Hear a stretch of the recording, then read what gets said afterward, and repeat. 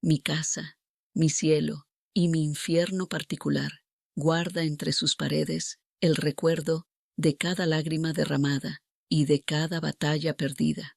Los niños juegan en el jardín y su risa me alcanza como una caricia distante, mientras mis dedos sienten el frío de la madera de este viejo comedor que ha sido testigo de tantos finales, y ahora, quizá, de un comienzo.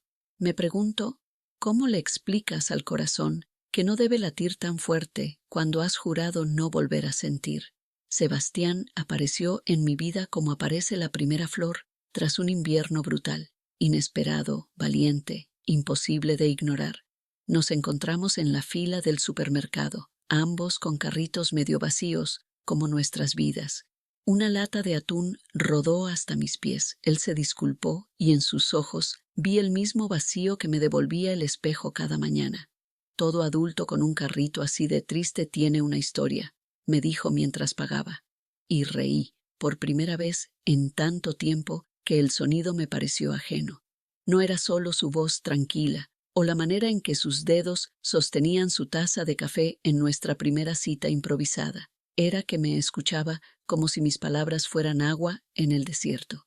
Esa tarde le conté sobre Ricardo, sobre cómo se fue un martes cualquiera, llevándose no solo sus cosas, sino mi dignidad y la seguridad de mis hijos. Cuando se marchó, Matías tenía 6 años y Elena apenas 4. Les dije que papá necesitaba tiempo, pero ellos sabían. Los niños siempre saben. Le confesé mientras sentía que algo dentro de mí se descongelaba lentamente. La primera vez que invité a Sebastián a casa, preparé la mesa del jardín, puse flores frescas y les avisé a los niños con 3 días de anticipación. Elena arrugó la nariz. Matías, mirándome fijamente, dijo: «¿Por qué tienes que arreglarte tanto? Solo es un hombre más». Sus palabras me golpearon como una piedra.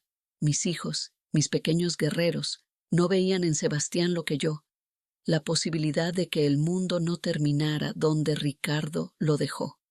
Anoche, mientras lavaba los platos, Elena se acercó arrastrando sus pantuflas de conejo. «Mamá, ¿realmente crees que él puede ser algo bueno para ti?» Sus ojos brillaban con miedo, no con inocencia. «¿Y si también se va? ¿Y si nos vuelve a pasar?» Le acaricié el cabello, pero no pude responder. El nos en su pregunta me destrozó. El abandono no fue solo mío, fue nuestro, y lo llevamos como una herencia envenenada. Hoy Sebastián me llamó. Quiere que nos vayamos de fin de semana, los 4, para conocernos mejor, dijo con esa voz que me desarma. Matías escuchó la conversación y no dijo nada, pero cerró su puerta con tanta fuerza que los marcos de fotos temblaron. Ahora estoy aquí sentada, sintiendo el frío de la madera contra mis brazos desnudos, escuchando las risas de mis hijos que juegan afuera como si el mundo no se estuviera partiendo por dentro. El móvil descansa junto a mi mano, la respuesta aún sin dar. ¿Cómo les explico que no puedo seguir viviendo a media luz por miedo a quedarme nuevamente a oscuras? ¿Cómo les hago entender que el mismo miedo que los paraliza a ellos me está ahogando a mí? Mi dedo índice acaricia la pantalla del teléfono. Un sí podría devolverme la vida o terminar de robármela. Un no podría protegernos o condenarnos a una media existencia. Respiro hondo mientras el sol de primavera se filtra por la ventana y baña la habitación con una luz dorada que no merecemos pero que está ahí, obstinada, como la esperanza. Tomo mi teléfono, tecleando un sí que parece escrito con la tinta invisible del miedo. El mensaje sale volando hacia Sebastián mientras siento un temblor en las manos que no logro controlar. Afuera, las risas de mis hijos se mezclan con el viento como una melodía que me da valor. La pantalla se ilumina con su respuesta casi inmediata. «Me haces el hombre más feliz. Pasaré por ustedes el viernes a las 6». Una sonrisa se dibuja en mi rostro cuando Elena entra corriendo, su cabello revuelto por el juego. «¿Le dijiste que sí?», pregunta, con esa intuición que siempre me desconcierta. Asiento mientras ella suspira, sentándose a mi lado. Sus pequeñas manos buscan las mías y las aprietan con una fuerza que no debería tener a sus 8 años. «Matías está enojado», susurra. pero yo creo que Sebastián huele a galletas de canela. Papá olía a cigarro y miedo. Su observación me deja sin palabras. ¿Cómo puede una niña tan pequeña percibir el aroma del miedo? El timbre suena inesperadamente. Son apenas las 4 de la tarde de un miércoles cualquiera. No espero visitas. Al abrir la puerta, siento que la sangre abandona mi cuerpo. Ricardo está de pie frente a mí, con esa sonrisa torcida que tanto amé y luego aprendí a temer.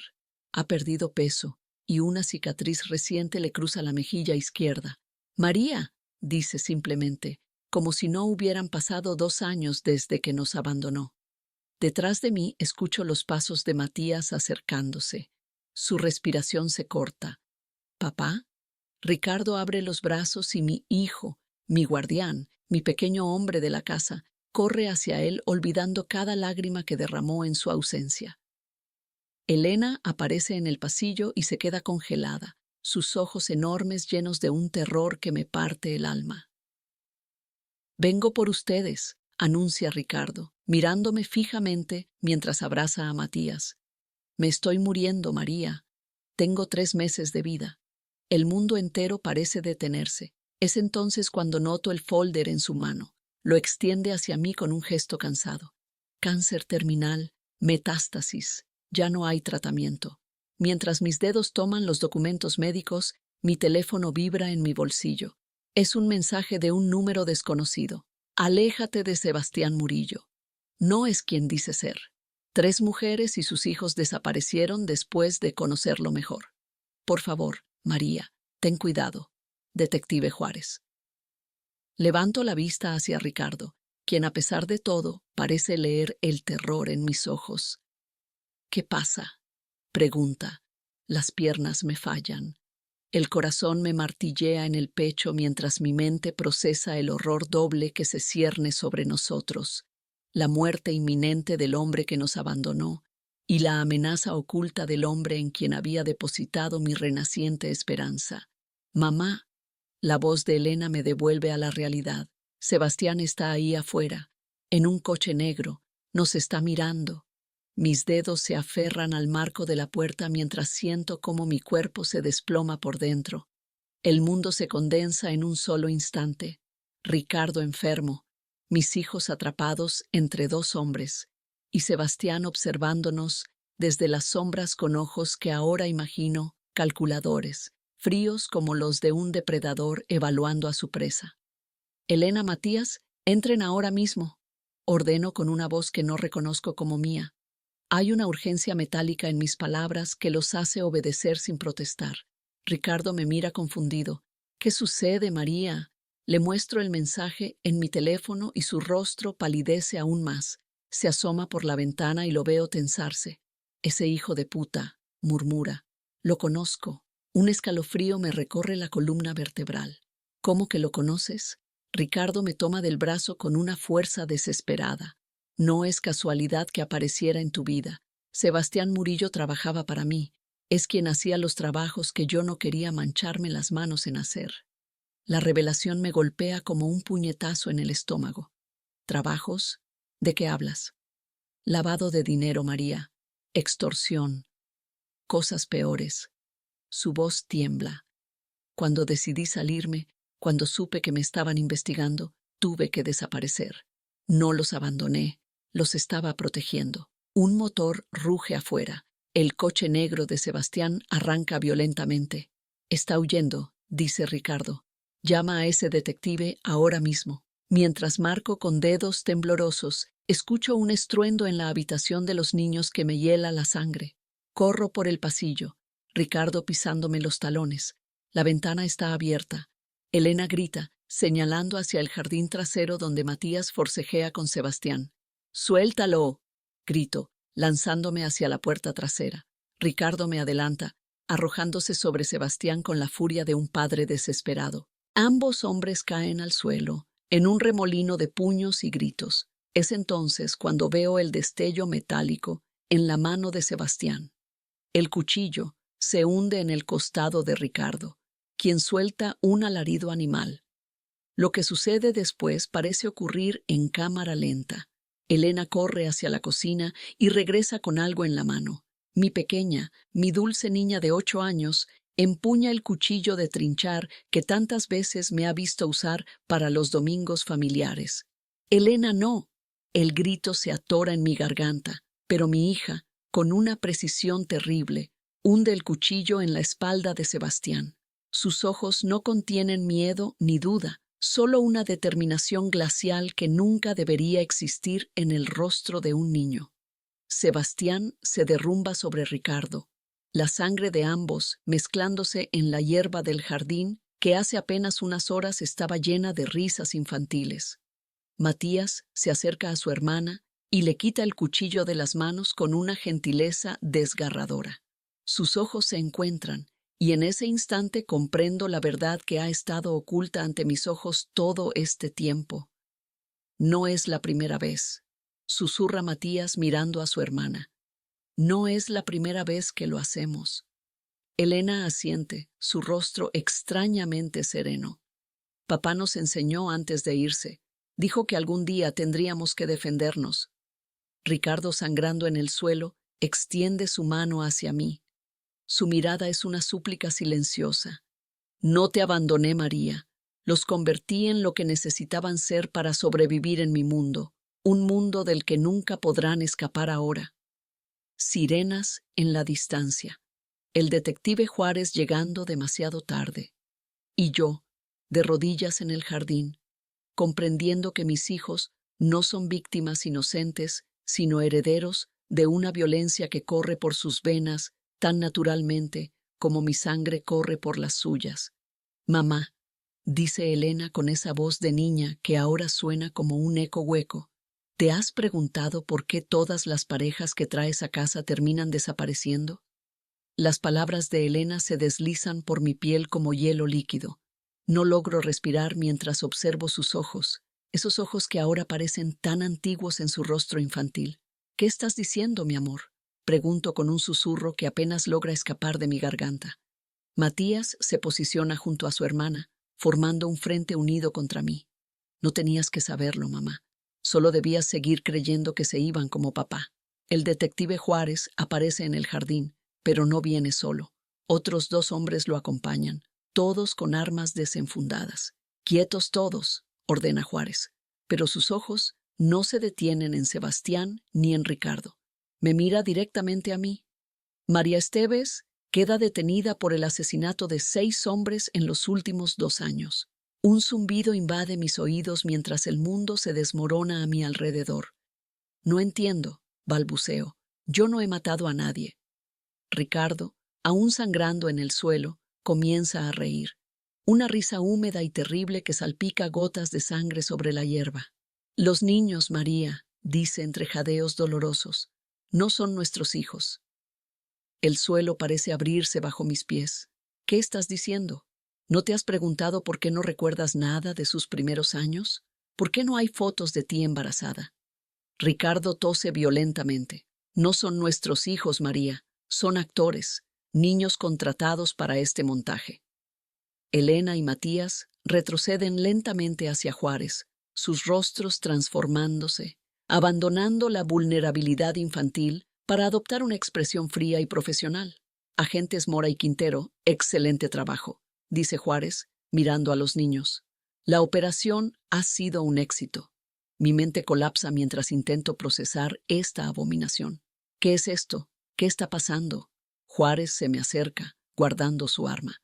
María, llevas 3 años en un experimento psicológico controlado. Después de matar a tu esposo y a tu amante en un arrebato de celos, desarrollaste una amnesia disociativa severa. El tribunal te declaró inimputable y fuiste asignada a este programa experimental. Las piezas comienzan a encajar con un horror creciente. Esta casa, el jardín, los muros demasiado perfectos. ¿Ricardo no me abandonó? ¿Lo maté yo? No solo a él, dice la pequeña Elena, ahora con una voz adulta que me estremece. También a los 5 hombres que intentaron acercarse a ti después. Tu mente bloquea los episodios violentos y crea narrativas alternativas donde ellos te abandonan. Pero la realidad es que los matas y los entierras en el jardín trasero. Sebastián, quien creí moribundo, se levanta sin dificultad. La sangre en su camisa es falsa. Todo es falso. Intentamos diferentes métodos para hacerte confrontar la realidad, explica. Esta vez utilizamos la figura de Ricardo regresando para ver si provocaba un recuerdo genuino de lo que hiciste. Mis rodillas ceden. Caigo sobre la hierba mientras fragmentos de memoria regresan como esquirlas de vidrio. Ricardo sonriendo a otra mujer, mis manos empuñando un objeto pesado, sangre salpicando las paredes de nuestra recámara. El horror indescriptible de lo que he hecho. Entonces, ¿nunca tuve hijos? La pregunta sale como un sollozo desesperado. El verdadero Ricardo, no el actor frente a mí, sino el recuerdo del hombre que amé y asesiné, parece materializarse por un instante en mi mente. Los perdiste en el accidente, María. La voz de Juárez suena ahora casi compasiva. El accidente que causaste cuando descubriste la infidelidad de Ricardo. Tus hijos iban en el asiento trasero. Y entonces, como una presa que se rompe, los recuerdos me inundan. El volante entre mis manos, el camión que viene de frente, mi decisión consciente de girar hacia él, los gritos de mis verdaderos hijos Elena y Matías en el asiento trasero, el impacto demoledor. Solo yo sobreviví. El jardín donde juegan mis falsos hijos es en realidad la sala común del instituto psiquiátrico donde he estado los últimos 3 años, creyendo vivir una vida que solo existe en mi mente fracturada. Es hora de regresar, María, dice Juárez, extendiendo su mano. Pero mientras me levanta, veo algo que me hiela la sangre. Un mechón de cabello rubio asomando entre la tierra recién removida del jardín. Un mechón que no estaba ahí antes. Esta vez, no es parte de mi imaginación. El mechón rubio parece palpitar en la tierra como si tuviera vida propia. Mis ojos no pueden despegarse de él mientras una terrible certeza crece dentro de mí. No es la primera vez que veo ese tono exacto de dorado sucio. María, la voz de Juárez parece venir de otro mundo, distante y distorsionada. Me suelto de su agarre con un movimiento brusco y me lanzo hacia el punto donde el cabello emerge de la tierra como un grito silencioso. Con manos desnudas comienzo a cavar, sintiendo cómo mis uñas se quiebran contra la tierra húmeda. Deténganla, ordena alguien, pero es demasiado tarde. Mis dedos rozan algo suave y frío. Tiro con fuerza y extraigo lo impensable, un pequeño conejo de peluche descolorido, manchado de tierra y sangre seca. El mismo que le regalé a Elena, mi verdadera Elena, en su 6º cumpleaños. Esto es real, susurro, apretando el juguete contra mi pecho. Esto existió. El falso Ricardo se acerca cojeando. Es parte de la terapia, María. Objetos plantados para crear una falsa sensación de ¡mientes! El grito sale de mis entrañas como una bestia liberada. Este conejo tenía una etiqueta cosida en la oreja izquierda. La recorté yo misma, porque Elena decía que le picaba cuando dormía. Busco frenéticamente la oreja del peluche y la volteo. El pequeño corte irregular está ahí, exactamente como lo recordaba. Imposible de fabricar, imposible de conocer por nadie más que por mí y por Elena. Un silencio espeso cae sobre el jardín. Los ojos de los supuestos profesionales se cruzan con miradas nerviosas. Se acabó el experimento, dice finalmente Juárez, su voz ahora metálica y fría. Saca una jeringuilla de su chaqueta. Llévenla adentro. Pero mientras me debato contra manos que intentan sujetarme, noto algo en los ojos de la falsa Elena. No frialdad profesional, sino miedo. Un miedo visceral, primitivo. Tú sabes algo, le digo mirándola fijamente. Tú no eres una actriz, tú eres... La niña retrocede bruscamente chocando contra Sebastián. «¡Sácame de aquí!», grita con voz infantil, abandonando por completo su supuesta identidad adulta. Me prometiste que nunca tendría que verla de nuevo. Y entonces lo veo, en su cuello, parcialmente oculta por el cuello de su camisa, una pequeña cicatriz en forma de media luna. la misma que mi Elena obtuvo cuando cayó de un columpio a los 4 años. «Eres tú». La revelación me golpea con la fuerza de un maremoto. «Estás viva». La niña rompe a llorar mientras Sebastián la envuelve protectoramente con sus brazos. El jardín se convierte en un caos de gritos y órdenes contradictorias. «Protocolos de emergencia. Ahora», grita Juárez, pero sus palabras son interrumpidas por un sonido ensordecedor. La pared este del jardín explota en una nube de escombros y polvo. A través del humo, figuras armadas emergen como espectros. Al suelo. Todos al suelo. Intervención federal. Entre el caos, Matías, mi Matías, no el impostor, se materializa frente a mí. Ya no es el niño que recordaba, sino un adolescente con ojos endurecidos por experiencias que no puedo ni imaginar. «Te encontramos, mamá», dice, tomando mi rostro entre sus manos. «Nunca dejamos de buscarte». «Pero el accidente», balbuceo, incapaz de procesar la colisión entre mis recuerdos y esta nueva realidad. «No hubo accidente», su voz tiembla. «Hubo secuestro, experimentación, lavado de cerebro». Señala a los supuestos profesionales que ahora están siendo esposados. Estas personas no son médicos ni agentes, son miembros de la fundación. Elena corre hacia nosotros, liberada del agarre de Sebastián. Se lanza a mis brazos con el abandono de una niña que recupera lo perdido. «Te implantaron falsos recuerdos, mamá», solloza contra mi cuello, «para que creyeras que nos habías matado, para que nunca nos buscaras». El mundo gira violentamente a mi alrededor, mientras una verdad monstruosa emerge de las profundidades. No soy una asesina tratando de recuperar la cordura. Soy la víctima de un experimento siniestro, diseñado para quebrar los límites entre la realidad y la ficción. Y mis hijos, que siempre creí muertos por mi mano, han venido a rescatarme de un infierno fabricado que se hacía llamar salvación. Mientras el polvo se asienta, mi mente no puede asimilar todo lo que está sucediendo. Brazos armados me rodean, protegiendo lo que queda de nuestra reunión familiar. Elena se aferra a mí como si temiese que pudiera desvanecerme, y Matías permanece cerca, vigilante, convertido en hombre antes de tiempo. «Tenemos que movernos», indica una voz autoritaria. Un hombre uniformado con insignias que no reconozco nos conduce hacia un vehículo blindado. La fundación tendrá refuerzos en menos de 10 minutos. El falso Ricardo y Sebastián son arrastrados en otra dirección, esposados. Sus miradas se cruzan con la mía por un instante, y en sus ojos no hay derrota, sino un extraño destello de satisfacción. «¿Quiénes son ustedes realmente?», pregunto mientras nos movemos entre escombros. «Resistencia», responde Matías escuetamente. «Los únicos que conocen la verdad».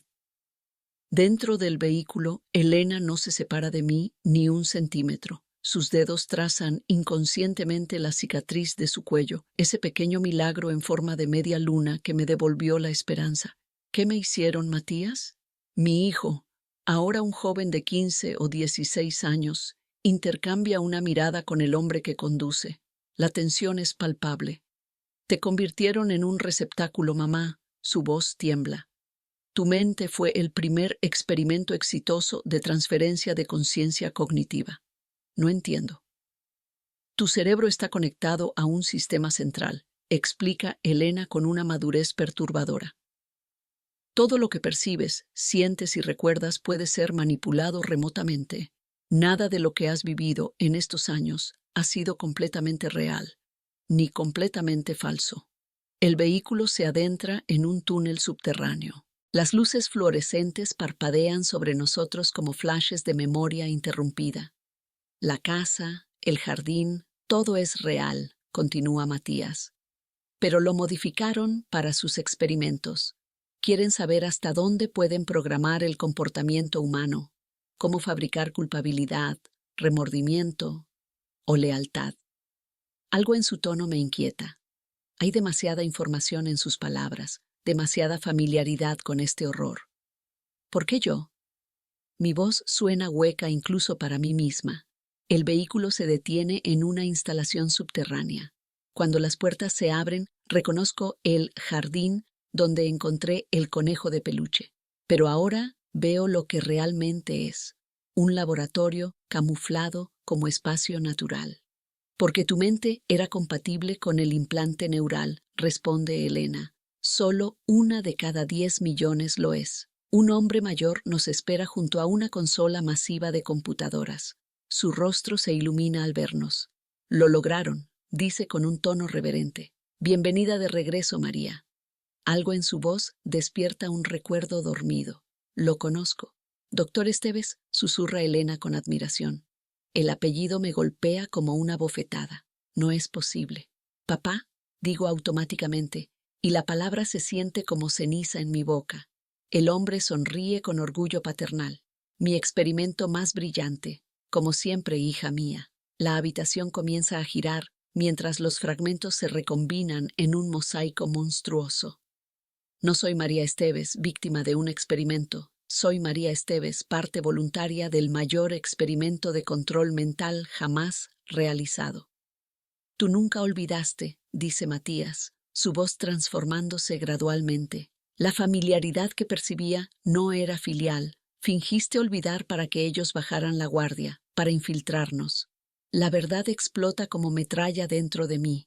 Estos no son mis hijos rescatándome. Son agentes jóvenes usando apariencias modificadas quirúrgicamente para parecerse a los niños que diseñé en mi mente cuando accedí al experimento. Mis verdaderos hijos, logro articular. Nunca existieron, doctora. La falsa Elena suelta mi mano.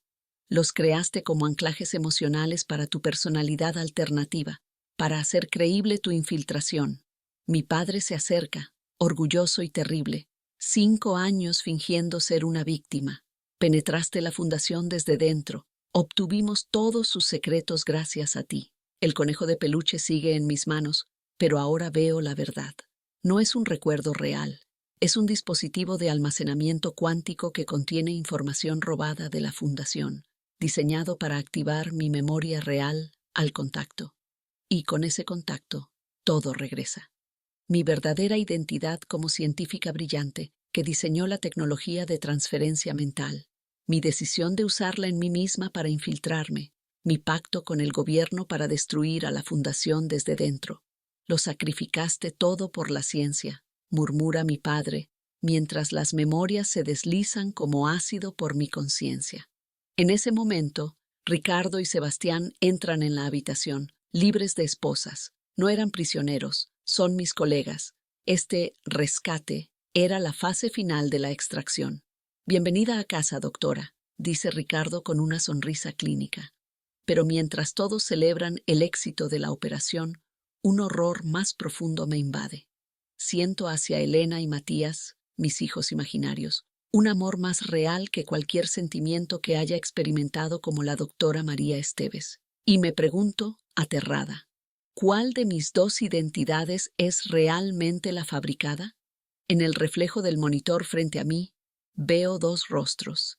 El mío, tenso y atormentado, y detrás, como una sombra, el de la mujer que fui fabricada para ser. Con cada exhalación, siento cómo ambas identidades luchan por el control, como 2 corrientes submarinas tirando en direcciones opuestas. La integración neural está casi completa, dice Sebastián, monitoreando mis vitales. La doctora Esteves está asimilando los recuerdos implantados como propios. Mi padre se acerca con la mirada febril del científico ante su mayor descubrimiento. Fascinante. Has vivido como infiltrada tanto tiempo que tu cerebro ha creado un apego genuino a esa falsa familia. Pero mientras todos celebran el éxito técnico, yo me estoy desintegrando por dentro, porque ahora recuerdo todo, cómo diseñé el implante, cómo me ofrecí voluntaria, cómo creé la familia ficticia como anclaje emocional. Pero también recuerdo cada cumpleaños imaginario de mis hijos, cada beso de buenas noches, cada lágrima compartida.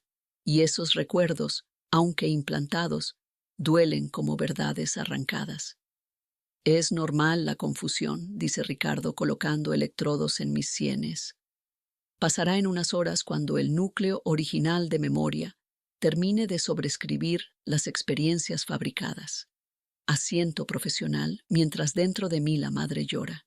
Necesito un momento, susurro, y me sorprende ver que me lo conceden. La confianza del triunfo los hace descuidados. Me acerco al baño adjunto al laboratorio. Al cerrar la puerta, mis dedos buscan instintivamente el conejo de peluche.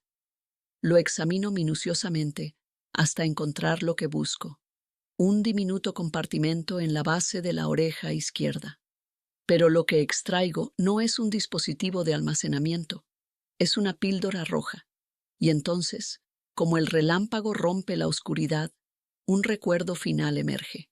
Yo, en este mismo laboratorio, 6 años atrás, preparándome para la infiltración, pero susurrándole a una figura oscura en la esquina: si alguna vez vuelvo, si alguna vez recupero mi memoria original, dame la señal, dame la píldora y sabré que todo fue mentira. La píldora entre mis dedos parece latir. No es un dispositivo de extracción, es un marcador, una promesa, un pacto conmigo misma. Con manos temblorosas la trago. El efecto es inmediato. El mundo parpadea como una bombilla a punto de fundirse. Las paredes del baño se ondulan, se disuelven, revelando la verdad detrás de la mentira, detrás de la mentira. No hay laboratorio, no hay fundación, no hay resistencia. Hay solo una habitación acolchada, una ventana con barrotes y un espejo unidireccional donde figuras en batas blancas me observan. La puerta se abre y entra un hombre canoso con una carpeta. Episodio psicótico número 247, dice mecánicamente. Paciente María Esteves, diagnosticada con esquizofrenia paranoide severa tras el asesinato-suicidio de su familia. Mi mente se fractura como vidrio bajo presión.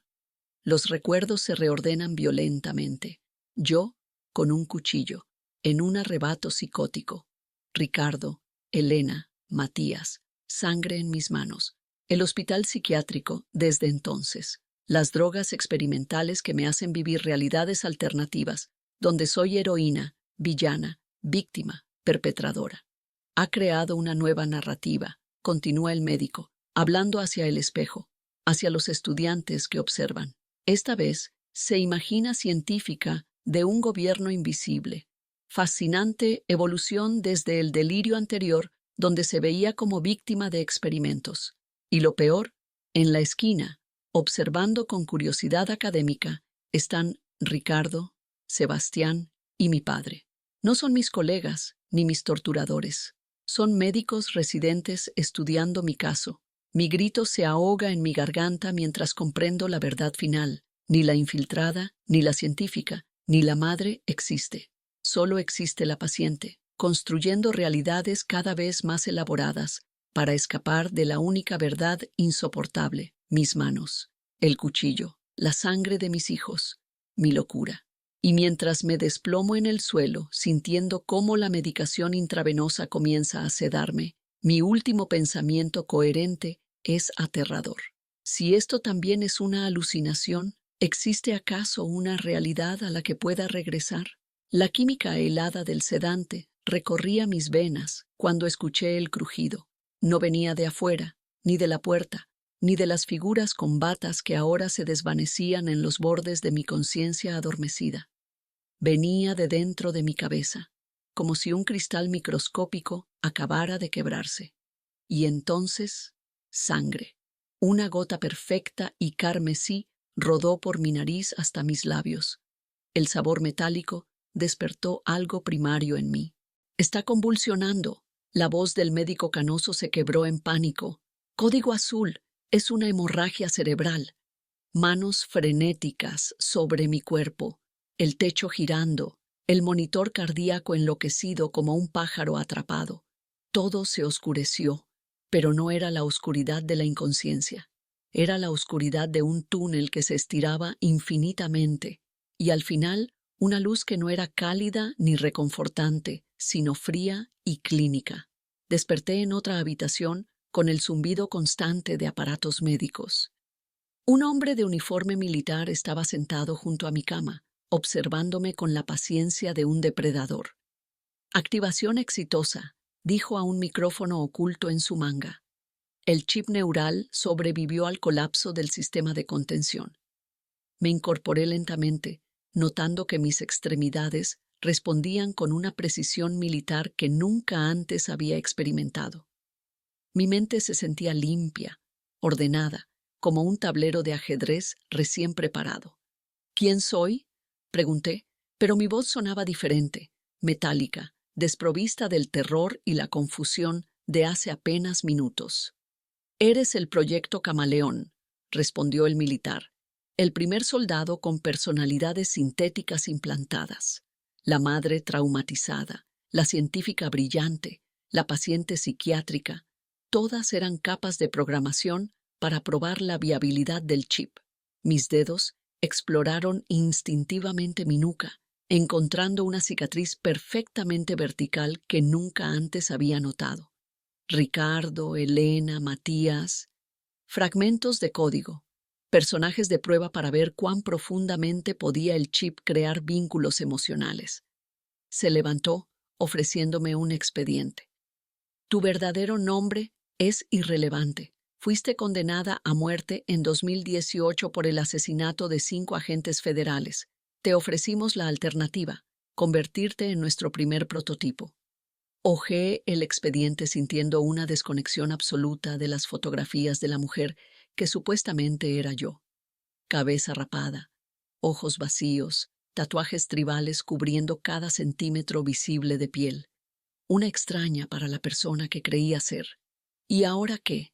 Mi voz sonaba cada vez más mecánica. Ahora ejecutamos la fase final. El militar sonrió sin alegría. La doctora María Esteves, la madre traumatizada, la científica brillante y la paciente mental eran solo ensayos. Tu verdadera misión comienza hoy.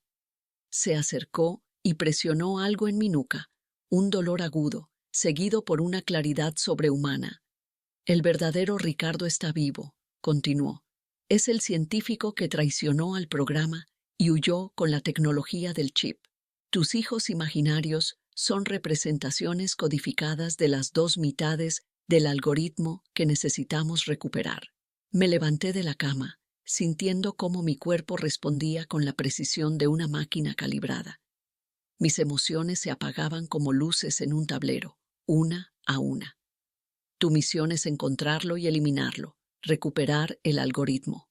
Asentí, pero mientras lo hacía, noté algo imposible en mi reflejo en la ventana. Por un microsegundo, la imagen de Elena se superpuso a la mía, sus ojos mirándome desde mi propio rostro con una desesperación animal. «Mamá, estamos atrapados aquí dentro contigo», su voz, un susurro fantasmal en mi cabeza, y comprendí el horror verdadero. Los niños que creía imaginarios estaban vivos, de alguna manera, no como personas físicas, sino como conciencias digitales, almas capturadas en el laberinto del chip implantado en mi cerebro. No eran código, eran prisioneros. Mientras el militar me guiaba hacia la puerta, sentí las presencias de mis hijos dentro de mí, aterrorizados, suplicantes, reales de una manera que trascendía la carne. Lista para proceder con la misión, respondí mecánicamente, mientras en lo más profundo de mi mente fracturada comenzaba a trazar un plan diferente, porque ahora sabía que la verdadera María, sea quien fuere, tenía una misión más importante que cualquier programa militar: salvar a los niños que vivían dentro de ella, aunque eso significara destruirse a sí misma en el proceso. Mis dedos se movían con la determinación de quien conoce su sentencia, pero planea desafiarla. Las luces frías del complejo militar parpadeaban sobre mi cabeza mientras avanzaba por pasillos estériles, siguiendo al hombre de uniforme como un autómata obediente, pero dentro de mí, Elena y Matías susurraban, sus voces como el latido de un segundo corazón oculto bajo mi piel. Primero necesito acceso al sistema central, pensé, no para ellos, sino para mis hijos atrapados. Solo entonces podré liberarnos. La sala de operaciones táctica se abrió ante nosotros. Pantallas, mapas, técnicos en uniformes oscuros. Me asignaron un arma que pesaba como un pecado en mi mano. Objetivo, Ricardo Esteves, dijo el comandante, proyectando la imagen de un hombre que mi memoria fabricada recordaba amar y mi memoria implantada ordenaba matar. Última ubicación conocida, Buenos Aires. El algoritmo está dividido en 2 secuencias, tus objetivos secundarios. En la pantalla aparecieron 2 rostros que me arrancaron el aliento, una niña y un niño, versiones reales de Elena y Matías. No eran códigos ni fantasmas digitales. Gemelos Esteves, continuó sin emoción. 12 años, portadores involuntarios de las mitades del algoritmo, implantadas mediante modificación genética experimental. El horror me paralizó mientras la verdad se revelaba. No eran voces en mi chip, eran niños reales que compartían mi sangre. Mi memoria había sido manipulada, pero no mi ADN. Tú no eras una condenada, susurró el comandante acercándose a mi oído. Tú eres María Esteves, la esposa que Ricardo abandonó cuando descubrió su proyecto, la madre a quien drogaron y convencieron de haber asesinado a los mismos hijos que en realidad le robaron. Algo explotó dentro de mí, como si un dique contuviera un océano y de pronto se resquebrajara. Un recuerdo real atravesó la niebla artificial, yo gritando mientras hombres de negro arrancaban a mis pequeños de mis brazos, mi esposo observando impasible desde las sombras. ¿Por qué me dicen esto ahora? Mi voz temblaba entre la rabia y el pánico. Porque necesitamos que los mates a los 3, respondió con escalofriante simplicidad. Solo la adrenalina del infanticidio activará completamente el chip y transferirá el algoritmo a nuestros servidores. Necesitábamos que recuperaras suficiente memoria para sentir el horror de lo que vas a hacer. Me entregaron un pasaporte y un teléfono. La misión comenzaba en 1 hora. Pero mientras guardaba el arma, mis dedos notaron algo imposible. Un pequeño conejo de peluche en mi bolsillo. Lo saqué, confundida. Era idéntico al de mis recuerdos implantados. El comandante tiene una hija, susurró una técnica a mi lado, fingiendo ajustar mi equipo. Desapareció hace 3 días, como los otros 28 niños. Nuestras miradas se cruzaron y vi la desesperación en sus ojos. No son tus hijos los que llevan el algoritmo, continuó, dejando un papel en mi mano. Son todos los niños secuestrados. El algoritmo no es para armas, es para abrir portales dimensionales. Ricardo no lo robó, lo escondió para evitar lo que está pasando. Mi cabeza era un torbellino mientras desdoblaba el papel. La fotografía de una niña pelirroja de 8 años junto a un código QR. Tu chip neuronal no fue diseñado por el gobierno, terminó antes de alejarse. Lo creó Ricardo para salvarte, para salvarnos a todos. Al escanear el código, mi visión se fragmentó en miles de imágenes superpuestas. Vi niños con ojos negros como pozos sin fondo, surgiendo de grietas dimensionales. Vi al comandante arrodillado ante ellos, ofreciéndoles más niños como sacrificio. Y vi a Ricardo, sangrando sobre un altar de piedra antigua, susurrando nuestros nombres, mientras un portal se abría detrás de él, arrastrándolo hacia una oscuridad hambrienta. En ese instante, mi hija digital gritó dentro de mí: «Mamá, no son portales, son bocas. Están devorando mundos enteros». El comandante se volvió hacia mí, su rostro humano deslizándose como cera derretida para revelar algo que nunca debió existir en nuestro universo. ¿Está lista para proceder, agente Esteves? Asentí mecánicamente mientras el verdadero horror se revelaba. No era yo quien debía salvar a mis hijos de un chip. Eran mis hijos quienes debían salvar al multiverso de lo que se ocultaba detrás del rostro humano del comandante. Y yo solo era el arma que habían estado forjando para la batalla final. La transfiguración de la realidad se completó con un destello de luz que agrietó el cielo artificial del complejo militar. Mis manos, que durante tantas vidas falsas habían sostenido fotografías inexistentes, cuchillos imaginarios y recuerdos implantados, ahora empuñaban el algoritmo completo, la llave dimensional que Ricardo había fragmentado para salvar nuestro universo. El comandante, o lo que habitaba tras su piel humana, se contorsionó frente a mí mientras las paredes del complejo se disolvían como cera bajo el sol. Su verdadera forma se revelaba, una obscenidad geométrica imposible, con ángulos que violaban las leyes de la física y una hambre que trascendía dimensiones. «No puedes detenerlo», susurró con 1000 bocas simultáneas. «Los niños ya han sido consumidos, los portales están abiertos. Pero dentro de mí, Elena y Matías, mis verdaderos hijos, no construcciones digitales ni ilusiones implantadas, completaron el código que su padre había escondido en ellos. Sus conciencias, transferidas al chip en mi cerebro momentos antes de que sus cuerpos fueran secuestrados, desplegaron las ecuaciones salvadoras». «Te equivocas», respondí mientras la sangre manaba de mis oídos y ojos. «Los portales son bidireccionales». Activé el algoritmo completo, sintiendo cómo mi cuerpo se convertía en el conducto para algo primordial y terrible. El comandante chilló cuando comprendió. No estaba abriendo portales para que sus amos devoraran nuestro mundo. Estaba invirtiendo el flujo, succionando a cada entidad invasora de regreso a su abismo de origen.